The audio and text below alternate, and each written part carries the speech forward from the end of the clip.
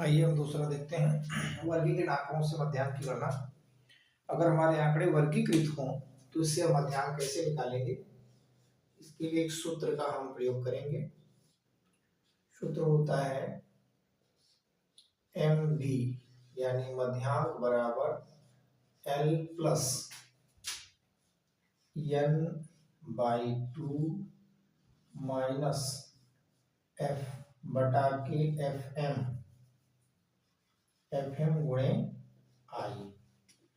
ये आपका फार्मूला होता है। आई या सी आई, जहां जहां एल बराबर है मध्यांक वर्ग की वास्तविक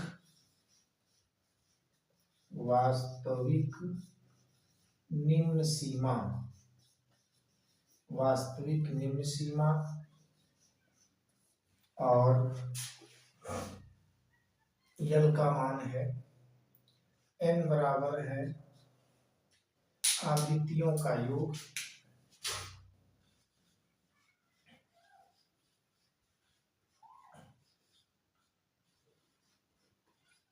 आवृत्तियों का योग।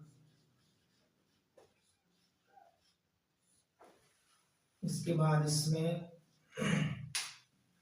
एफ बराबर आपका जो है वह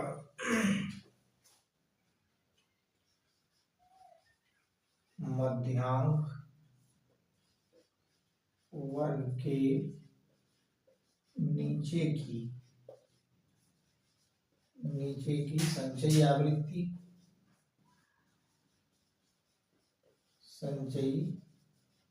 आवृत्ति और आपका जो इसमें मिलता है एफएम बराबर होता है मध्यांक वर्ग की आवृत्ति, मध्यांक वर्ग की आवृत्ति, मध्यांक वर्ग की आवृत्ति है। और आई जो इसमें है, आई या सी आई जो होता है वो वर्ग अंतराल है, वर्ग अंतराल। इस तरह से हम इस सूत्र की सहायता से, अब यहाँ पर हम ध्यान दें कि एल का मान हम कैसे प्राप्त करेंगे। किसी मध्यांक वर्ग की निम्न सीमा जो होती है, जैसे मान लीजिए अगर 30 से 35 आ रही है और आपको फिर अगर यहाँ पर 36 या आपको यह वर्गांतर दोबारा नहीं मिल रहा, 30 से 35 मिल रहा है, तो 30 से 35 का मतलब इसकी वास्तविक निम्न सीमा जो होती है, या फिर आपको यहाँ पर 25 से 29 हो, 25 से 29 फिर 30 से 35 हो, तो 29 के बाद 29.5 भी इसी में आएगा। तो वास्तविक जो एल का मान हमें निकालना होगा, उसमें जो वास्तविक जो निम्न सीमा होगी उसमें से -0.5 माइनस कर देंगे, माने 30 माइनस 0.5 अगर हम कर देंगे तो आएगा 29.5। तो 29.5 इसकी वास्तविक निम्न सीमा होगी। इस आधार पर हम वर्गीकृत आंकड़ों से मध्यांक की गणना कर सकते हैं। अब इन्हें हम एक एक उदाहरण के द्वारा समझते हैं। आइए हम एक उदाहरण की सहायता से समझते हैं। यह आपको वर्गांतर दिया है, आवृत्ति दी गई है और इसमें हम संचयी आवृत्ति निकाल करके वर्गांतर वर्ग को ज्ञात करेंगे। देखिए इसमें कैसे निकालते हैं। पहले हम संचयी आवृत्ति निकालेंगे। संचयी आवृत्ति देखिए, संचयी आवृत्ति को हम पहले सबसे छोटी आवृत्ति या नीचे से आवृत्ति को लिखेंगे। सबसे पहले 1 हो गया। अब इस आवृत्ति को इस आवृत्ति में जोड़ेंगे, संचयी आवृत्ति 1 को 1 में जोड़ेंगे तो यहाँ हो जाएगा 2, फिर इस 2 को इस 2 में जोड़ेंगे, 2 और 2 4, 4 को 3 में जोड़ेंगे 7, 7 को 3 में जोड़ेंगे 10, 10 को 6 में जोड़ेंगे 16, 16 को 5 में जोड़ेंगे 21, 21 को 4 में जोड़ेंगे 25, 25 को 2 में जोड़ेंगे 27, 27 को 2 में जोड़ेंगे 29, 31 को 1 में जोड़ेंगे 30। ठीक, संचयी आवृत्ति निकल गई। अब हमें क्या निकालना है, n/2 का मान। n/2 यानी 30/2 बराबर कितना, 15। अब देखिए 15वां प्राप्तांक किस संचयी आवृत्ति में आएगा। अगर हम 1 देख 2 3 ये 10 देखते हैं तो छोटा है। 16वां मतलब इसी 15 इसी में निहित है। 10 के बाद 11 12 13 14 15 और 16 इसी में निहित है। इसका मतलब हमारा वर्गांतर वर्ग जो होगा वह कौन हो जाएगा, ये वाला, ये हमारा वर्गांतर वर्ग हो गया, वर्गांतर वर्ग हुआ। अब इस वर्गांतर वर्ग में हमें क्या देखना है बेटे, कि इसमें देखना है कि हमारा f कौन है। f कौन होता है, वर्गांतर वर्ग से नीचे वाली, ये हो गया आपका f और ये हो गया आपका fm। f क्या होता है, वर्गांतर वर्ग के नीचे वाली आवृत्ति की संचयी आवृत्ति होती है और fm जो होता है वो वर्गांतर वर्ग की वास्तविक आवृत्ति होती है। तो हम यहाँ पर मान रख देते हैं इसमें, यानी हमारा L बराबर हो गया वर्गांतर वर्ग की निम्न सीमा।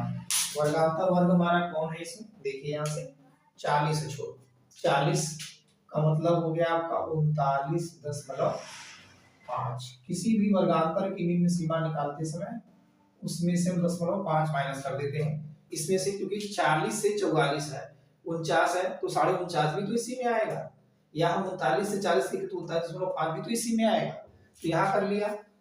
इसके बाद हमारा f बराबर हो गया 10, fm बराबर कितना हो गया, देखिए 6, और क्या चाहिए हमको, ci बराबर हो गया 5। अब हम मान रख देते हैं सूत्र से। सूत्र से क्या फार्मूला है हमारा, फार्मूला है कि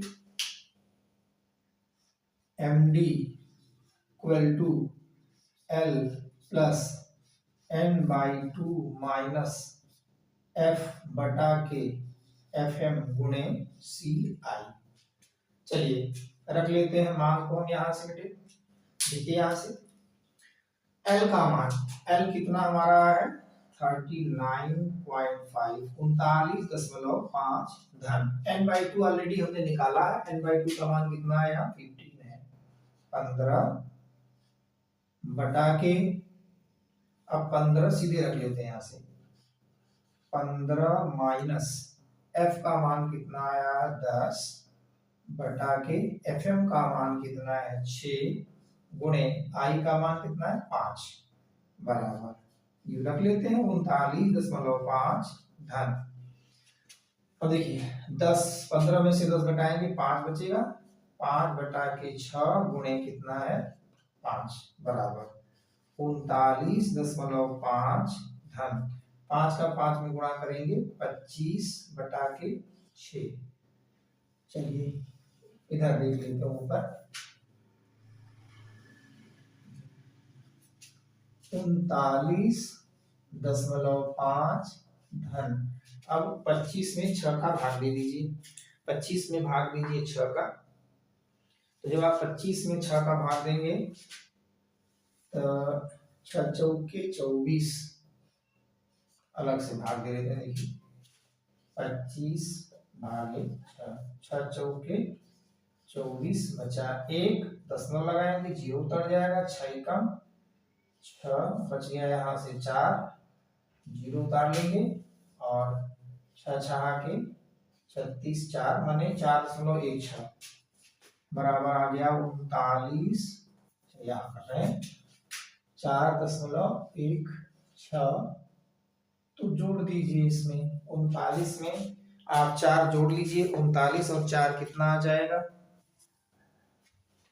देखिए यहाँ से कैसे जोड़ेंगे, दशमलव के नीचे दशमलव रख लीजिएगा, 39.5 और यहाँ 4.16, ये हो गया 6, 5 1 6.9 4 13 3 1 4, मतलब 43.6, यही आपका हो गया उत्तर। ये उत्तर हो गया आपका। इस तरह से आपने एक संचयी आवृत्ति के द्वारा या वर्गीकृत आंकड़ों से मध्यांक की गणना कर ली। फिर से एक बार ध्यान दें, आपको इतनी चीज दी जाएगी, वर्गांतर आवृत्तियां दी होंगी। अब हमें क्या निकालना होगा, केवल ये संचयी आवृत्ति इसमें निकालना है। संचयी आवृत्ति किधर निकालेंगे, सबसे छोटा वर्गांतर जो होगा उसकी आवृत्ति को पहले नीचे लिखेंगे। अब प्रत्येक जो संचयी आवृत्ति हमारी आएगी उसमें इन आवृत्तियों को जोड़ते चले जाएंगे। देखिए यहाँ से 1 हो गया, इसमें 1 प्लस किया हमने इसको, फिर 3 आ गया, 3 में हमने क्या किया, यहाँ +2 का कर दिया, 1 इसमें जोड़ा, 1 और 1 हो गया 2, 2 में 2 जोड़े 4, 4 में 3 जोड़े 7, इस तरह से जोड़ते चले जाएंगे और सूत्र से इसका मान हम निकालेंगे। ये हमारा उत्तर आ गया। इस तरह से हम इसके मान को आसानी से ज्ञात कर लेंगे। ठीक,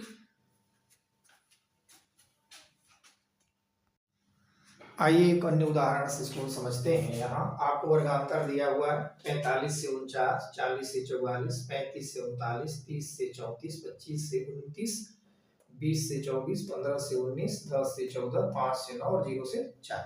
n का मान आपको दिया होगा 76। अब हमें क्या निकालना होगा बेटे, इसमें संचयी आवृत्ति। तो हम इसमें संचयी आवृत्ति निकाल लेते हैं। देखिए संचयी आवृत्ति निकालना हमने भी पिछले वाले में बताया था आपको कैसे निकालते हैं। सबसे पहले छोटे वर्गांतर को, इस आवृत्ति को हम यहाँ रख लेते हैं 0, शेष आवृत्तियों को इसमें ऐड करेंगे। 0 में 2 जोड़ेंगे तो 2 मिलेगा, 2 में 11 जोड़ेंगे तो 13 मिलेगा, 13 में 26 जोड़ेंगे तो 39 मिलेगा।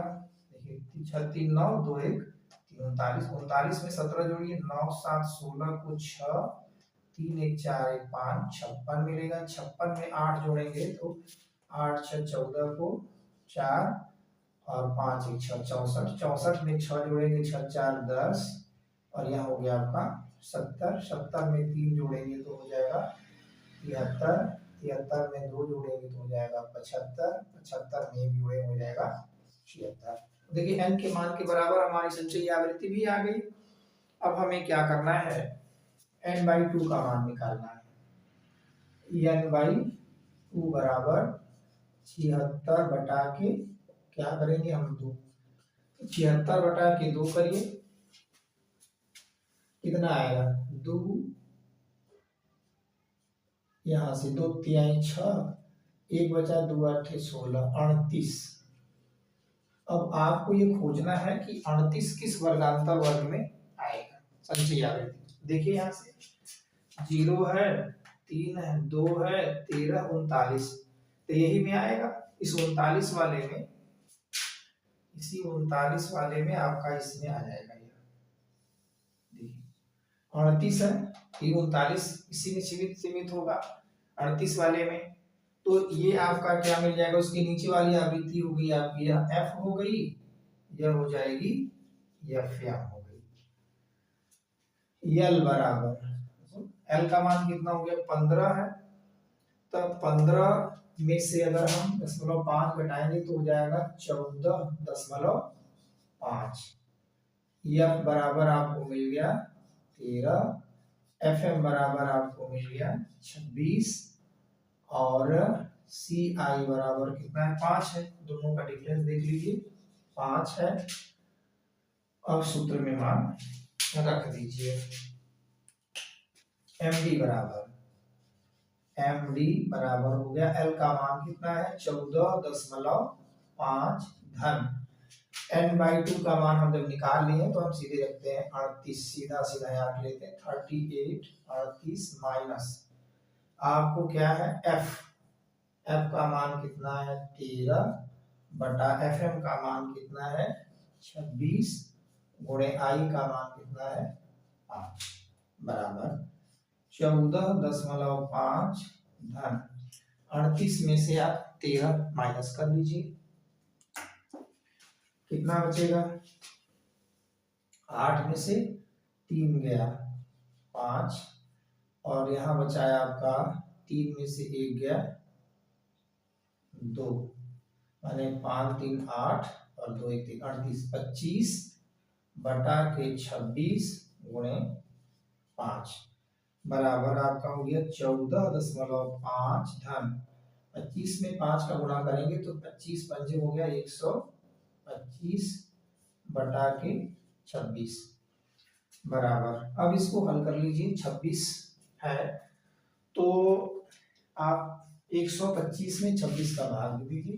125 26 का भाग दे दीजिए तो 25 25 में 125 होता है और 25 पंजे। तो अब आपको 26 का मतलब है 5 बार ले जाएगा, 4 बार ले जाइए। 4 छक्का 24, 4 दूना के 8 दू 10, 104। 5 में से 4 गया 1, यहाँ बचा आपका 2, 21। तो अब दशमलव लगाएंगे और यहाँ 0 कर देंगे। 0 करेंगे तो उसमें कितना इसका मान आ जाएगा आप देखें। अब आपका हो गया 25 वाट है 200। तो 26 का मतलब 1 बढ़ेगा 1 वाट है 8 बढ़ेगा 8 बार ले जाएंगे। 8 छक 48 के 8 80 लगा 4 8 दूना 16 4 20 मतलब 208 यानी 4.8 हम रख लेते हैं यानी 14.5 धन 4.8 बराबर 14 और 4.8 इसको आप जोड़ दीजिए अलग से इसमें बराबर। यहाँ से जोड़िए 4 5 4 हो गया यहाँ 9 और 4 4 8 5 4 9 4 4 8 1 9 दशमलव 4.8 है। देखिए गड़बड़ हो गया यहाँ से 14 यहाँ से ऊपर लिख दे रहे हैं आप क्या यहाँ से बराबर 14.5 ऐसे कर लेते हैं 14.5 धन कितना था 4.8 ये इनको ऐड करते हैं ऊपर यहाँ कर लेंगे 14.5 धन 4.8 जोड़ लीजिए यहाँ से 14.5 में 4.8 तो 8 5 13 3.448 9 19.3 बराबर आ गया आपका 19.3। ये भी आपका हो गया उत्तर हो गया 19.3। इस तरह से आप इस सवाल को हल कर लेंगे।